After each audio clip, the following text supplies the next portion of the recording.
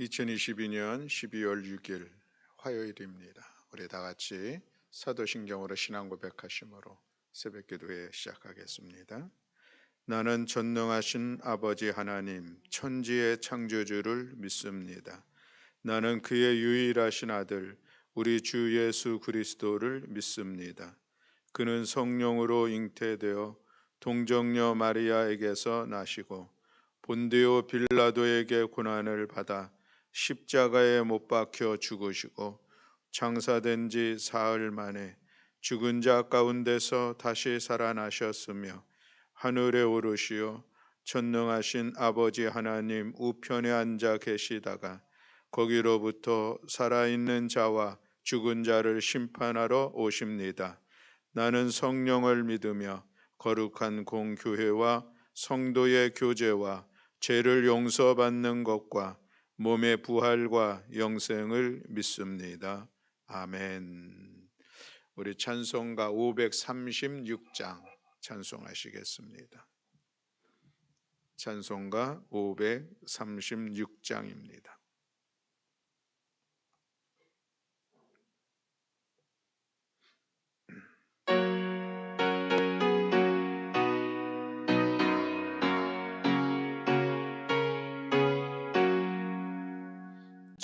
죄짐에 눌린 사람은 다 죽게 나오라.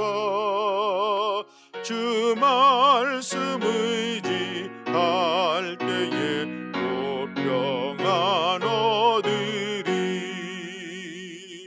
의지하세 의지하세 주 의지하세 구하시네. 참 구원 주신 주께서 보혈을 흘렸네. 눈같이 희게 알피에 온몸을 잠그세.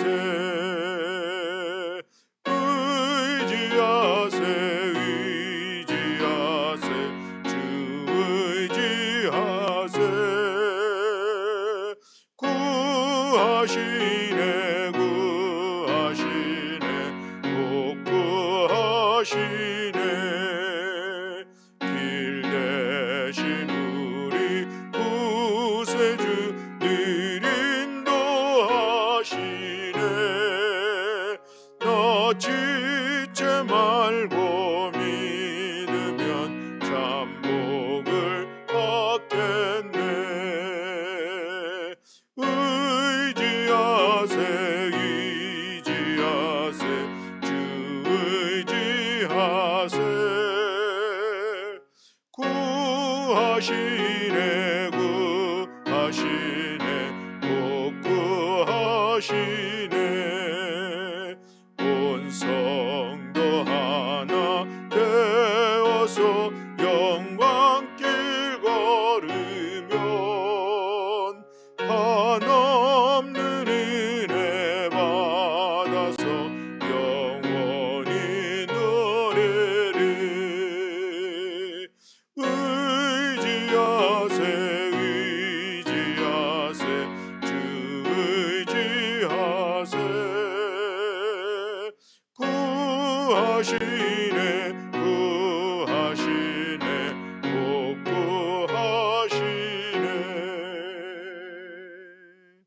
아멘. 우리 함께 봉독할 말씀은 욥기서 27장입니다. 욥기서 27장 1절부터 23절의 말씀을 우리 다 같이 한 목소리로 함께 봉독하시겠습니다. 욥이 또 풍자하여 이르되 나의 정당함을 물리치신 하나님, 나의 영혼을 괴롭게 하신 전능자의 사심을 두고 맹세하노니 나의 호흡이 아직 내 속에 완전히 있고 하나님의 숨결이 아직도 내 코에 있느니라. 결코 내 입술이 불의를 말하지 아니하며 내 혀가 거짓을 말하지 아니하리라.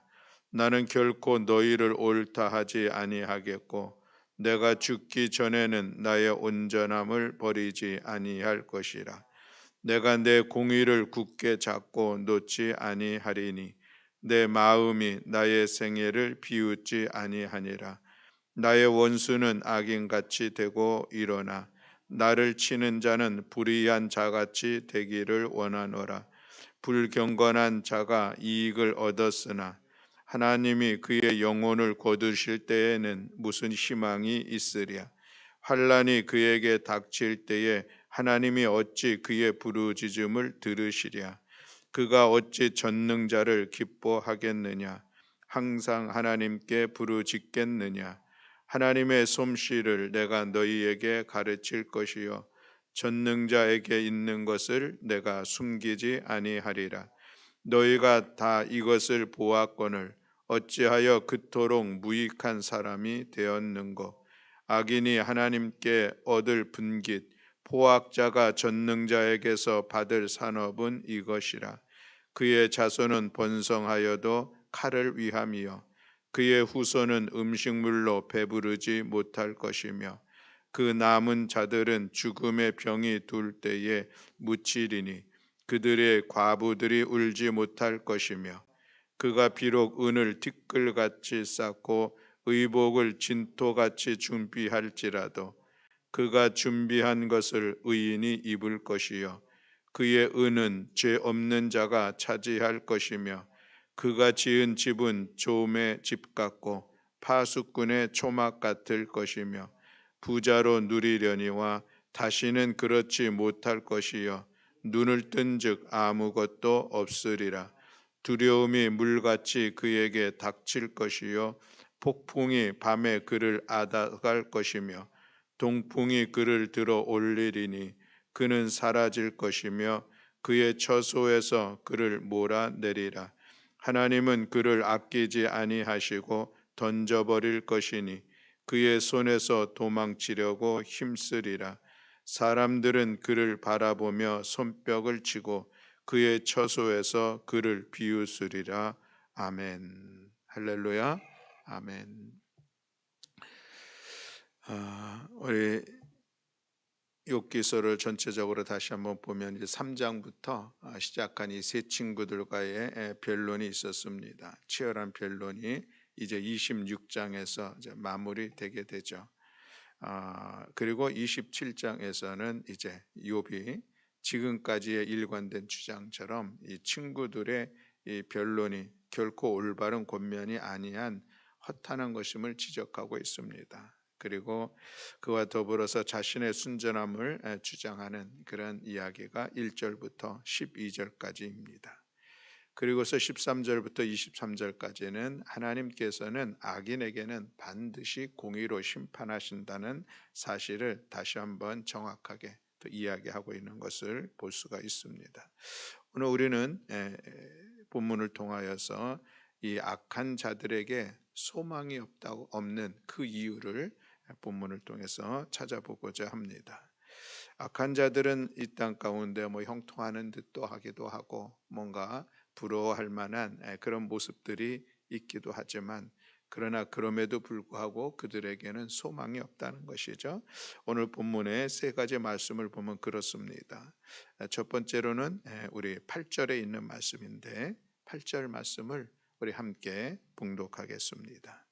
불경건한 자가 이익을 얻었으나 하나님이 그의 영혼을 거두실 때에는 무슨 희망이 있으랴. 아멘. 하나님이 그의 영혼을 거두실 때에 그에게 무슨 희망이 있겠느냐? 아무런 희망이 없다는 것이죠. 그가 비록 그 불경건한 자가 이 땅 가운데 여러 이익을 얻고 많은 것을 소유했다 할지라도 그가 죽음의 시간에는 소망 없는 자로 죽고 만다라고 하는 것이죠. 이것이 참으로 안타까운 모습이라 할 수가 있겠습니다. 현세에서 살아갈 때는 물질적인 풍요를 누리는 듯하지만 그러나 그것이 무슨 소용이 있을까 싶은 생각을 우리는 하는 것이죠. 누가복음 12장에 보면은 어리석은 부자의 비유가 있습니다. 농사를 지었는데 그 농사가 아주 소출이 엄청나게 많게 되었습니다. 창고가 부족할 정도로 추수를 거두었으니 이제 그 창고를 더 확장해서 지었습니다. 그리고 나서는 그 창고마다 소출한 것을 가득 채웠습니다. 그리고 그 어리석은 부자는 자기 자신에게 내 영혼아 이제 내가 먹고 마실 것이 충분히 있으니 이제 내가 마음껏 즐기자라는 그런 이야기를 하죠. 그러나 그때에 그가 어리석은 것은 내가 오늘 밤 너의 영혼을 가져간다면 그 네가 쌓은 그 모든 것이 누구의 것이 되겠느냐라는 그런 말씀을 하면서 이 부자의 어리석음을 이야기하고 있습니다. 이 땅 가운데서는 많은 것을 쌓아놓고 있었지만 그러나 그 밤에 하나님께서 그 영혼을 취해 가신다고 하면은 그 상황 속에서 그는 아무런 소망이 없는 그런 자리로 나아갈 수밖에 없다는 것이죠. 하지만 하나님의 구원의 은총으로 구원받은 하나님의 사람에게는 죽음이라고 하는 것은 또 새로운 소망의 자리로 나아가는 것임을 오늘 우리는 믿고 있습니다. 그것이 천국에 대한 우리의 신앙의 고백인 것이죠. 어제 두 군데 장례식장을 좀 다니는 그런 시간들이 있었습니다. 두 곳 다 목사님의 한 곳은 부친이고 또 한 곳은 장모님이 이제 소천하시게 됐는데 가보면은 목사님 자녀들 두 분이 목사님이셨는데 그곳에서도 보면은 늘 소망의 찬송이 흐르고 있고 또 유가족들도 그런 소망의 믿음을 가지고 은혜롭게 장례를 잘 진행하는 모습들 또 한 군데도 여전히 죽음 앞에서 슬픔들이 물론 왜 없겠습니까? 그러나 하늘의 소망을 가지고 함께 서로 마음을 모으며 장례를 진행하는 그런 모습들을 보게 됩니다. 우리 그리스도인들에게 있어서 참으로 소중하고 귀한 것은 우리가 죽음이 모든 것이 끝나는 것이 아니고 죽음은 모든 것을 낙심케 하고 하는 것이 아니다라고 하는 것을 우리는 가지고 그 믿음을 우리는 가지고 있습니다. 그러므로 사랑하는 성도 여러분, 오늘 우리들에게 있는 이 영원한 생명에 대한 소망, 하나님의 나라에 대한 소망이 있음이 참으로 귀한 것이죠. 그리고 그것을 우리는 가슴에 간직하면서 이 땅 가운데 믿음의 길을 힘써 나아가는 우리 모두가 되어야 할 줄로 믿습니다. 잠언서 14장 32절 말씀에 보면 악인은 그 환난에 엎드러져도 의인은 그 죽음에도 소망이 있느니라 라고 말씀을 하고 있습니다. 악인은 세상에서 물질적으로 풍요를 누리고 또 번성하는 것 같지만 결국은 멸망의 길로 가는 것입니다. 그러나 의인은 믿음의 사람은 물질적으로 이 세상에서 어떤 상황 속에서 살아가고 있든지 그것보다도 우리에게 흔들리지 아니하며 이 세상을 살아갈 수 있는 것은 결국 우리에게는 죽음에 대한 소망이 있기 때문에 그렇다고 하는 이 사실을 우리가 기억하면서 우리가 세상에 너무 민감하게 또 세상의 사람들처럼 그들을 부러워하며 그들의 삶을 따라갈 것이 아니라 우리에게 천국을 소유한 자로서 하루하루 믿음 안에서 또 하늘의 기쁨을 누리며 또 하나님만을 바라보며 우리의 믿음의 길을 온전하게 나아가는 우리 모든 교우들이 다 되시기를 주님의 이름으로 축복합니다. 오늘 또 이 본문의 말씀의 내용에 보면은 이 악한 자들의 소망이 없는 그 이유를 9절에서는 이렇게 말씀을 하고 있습니다. 우리 9절 말씀을 함께 봉독하시겠습니다. 환난이 그에게 닥칠 때에 하나님이 어찌 그의 부르짖음을 들으시랴. 아멘. 이 말씀은 무슨 내용입니까? 악한 자들에게 환난이 닥칠 때에 하나님이 그들의 부르짖음을 듣지 않으신다라는 그런 말씀을 하고 있는 것이죠. 악인의 기도는 가증하다라고 하는 것입니다. 잠언서 28장 9절 말씀에 보면 사람이 귀를 돌이키고 율법을 듣지 아니하면 그의 기도는 가증하니라 라고 말씀을 하고 있습니다. 악한 자 하나님의 말씀에 대해서는 관심도 하지 않는 것이죠. 귀를 돌이킨다, 들으려고 하지 않는다고 합니다. 거부하는 것이죠. 말씀대로 살아가려고 하지도 않습니다.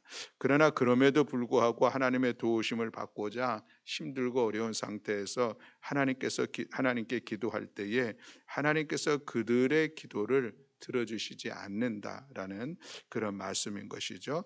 왜 그렇습니까? 악인의 기도, 그들의 기도는 분명합니다.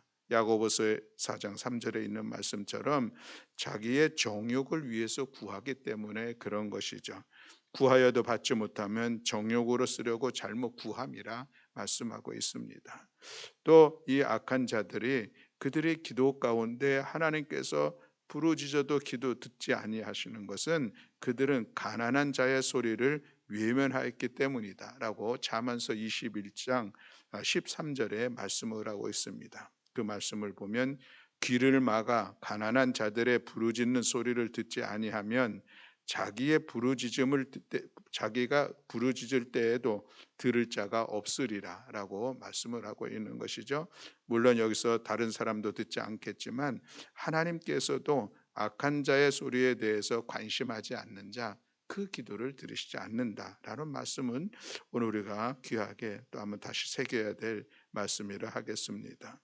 또 보면은 시편 66편 18절 말씀에 보면 내가 내 마음에 죄악을 품으면 주께서 듣지 아니하시니라라고 말씀을 하고 있습니다. 죄악의 마음을 품고 기도할 때에 그 기도를 하나님께서 듣지 않는다라고 하는 것이죠. 또 이사야에서는 죄악이 하나님과의 사이를 가로막고 있기 때문에 그래서 그들의 기도는 하나님께서 듣지 않으신다라고 말씀하고 있는 것도 볼 수가 있습니다.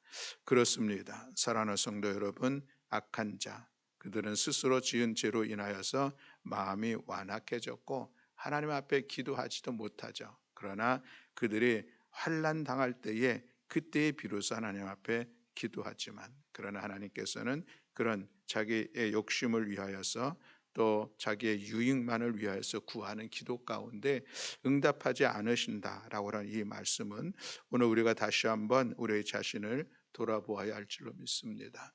우리가 이 기도는 하나님께서 우리에게 주신 놀란 은혜의 수단인 것은 분명합니다.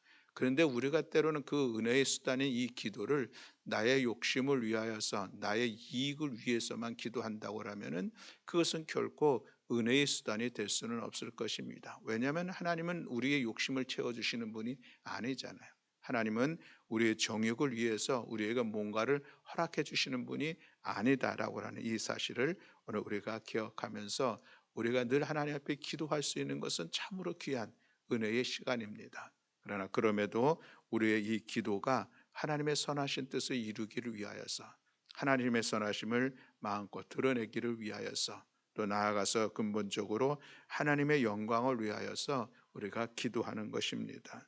오늘도 우리가 주님 앞에 기도하는 시간이 있을진데 우리의 모든 이 기도의 궁극적인 우리 이유를, 목적을 다시 한번 우리의 신앙의 고백을 담아서 하나님 앞에 기도하는 우리 모두가 되어야 할 줄로 믿습니다. 또 세 번째로 오늘 본문의 말씀을 보면은 이 악한 자가 소망이 없는 것은 무엇인가? 그것은 10절의 말씀입니다. 우리 10절 말씀을 함께 봉독하겠습니다.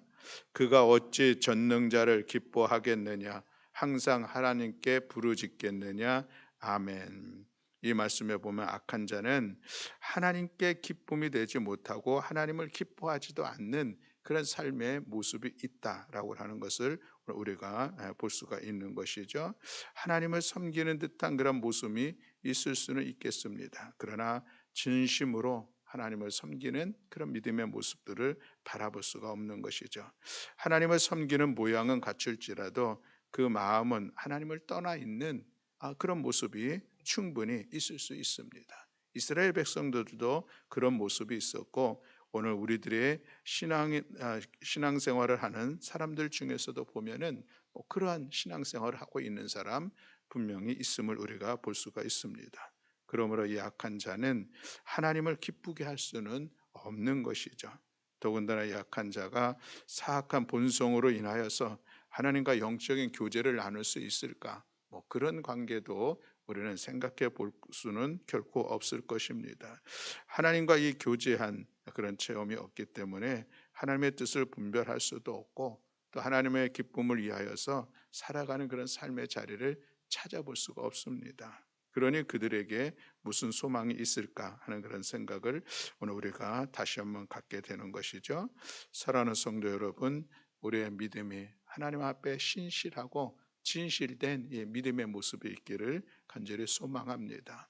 이 신실한 믿음 앞에서 하나님과의 아름다운 사랑의 교제를 이루고 하나님과 더욱더 친밀한 관계를 세우며 진정 하나님이 나의 아버지 되심을 고백하면서 하나님만이 나의 구원자가 되시고 나의 방패가 되시고 나의 선성이 되시는 분이심을 우리가 인정하면서 그 믿음으로 살아가는 것, 이것이 의로운 하나님의 백성의 삶의 모습이라 할 수가 있겠습니다. 우리가 어떤 일들을 이루며 나아갈 때에 이것이 과연 하나님의 말씀에 합당한 것인지 우리 자신 한번 돌아보는 우리 모두가 되어야 할 줄로 믿습니다.